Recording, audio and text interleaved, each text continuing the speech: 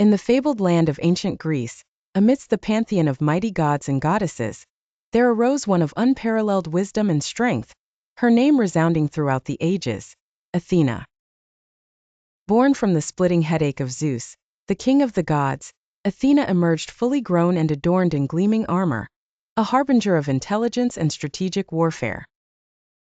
Athena's character was a unique blend of fierce warrior and sagacious protector.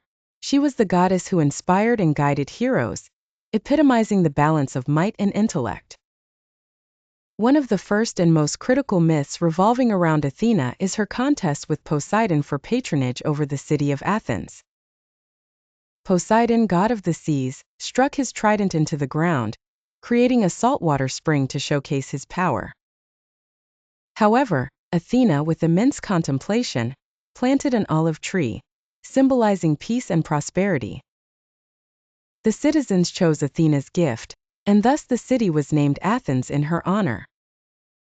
This tale highlighted her preference for wisdom over brute strength, setting a precedent for the values she stood for.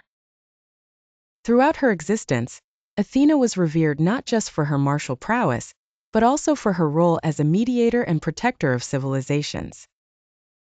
She played a crucial part in the epic clash known as the Trojan War, where her strategies and counsel were instrumental to the Greeks.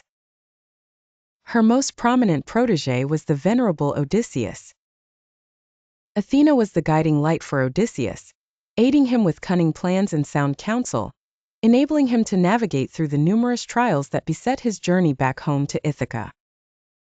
Athena's wisdom was further exemplified in her association with the owl and the olive tree, both symbols of her insightful nature and the nurturing spirit she imbued upon her followers.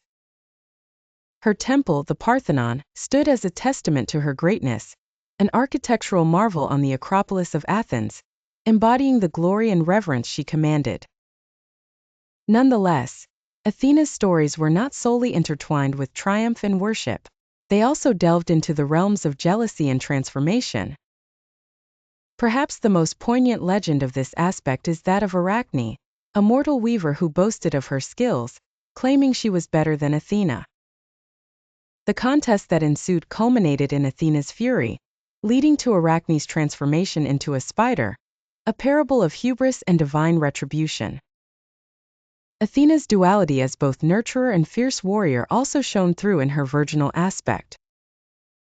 She was known as Pallas Athena, a title reflecting her chastity and focused independence. The companionship of the great hero and demigod Perseus is a tale often told to showcase her supportive yet detached nature. It was Athena who provided Perseus with the mirrored shield to aid him in slaying Medusa, a gorgon whose gaze could turn anyone to stone. With her intellect and guidance, Perseus triumphed, a testament to her pivotal role in the affairs of gods and men. In academia and beyond, Athena symbolizes the zenith of wisdom and warfare. Her stories resonate with the importance of balance, forethought, and the strength wielded through knowledge. As societies grew and civilizations evolved, Athena's mythos remained a pillar for justice, courage, and thoughtful leadership. Her narrative, etched in the annals of history, serves as a timeless beacon, illuminating paths with the light of reason and the power of an enlightened mind. Apart from Athena, perhaps the most well-known among the 12 Olympian gods is Apollo. Although Apollo is a male deity, his beauty is universally acknowledged. He has golden hair and a well-sculpted body. His domains are vast. He is the god of light, and also the protector of music, poetry, and healing. Moreover, Apollo has the power to foresee the future through prophecies.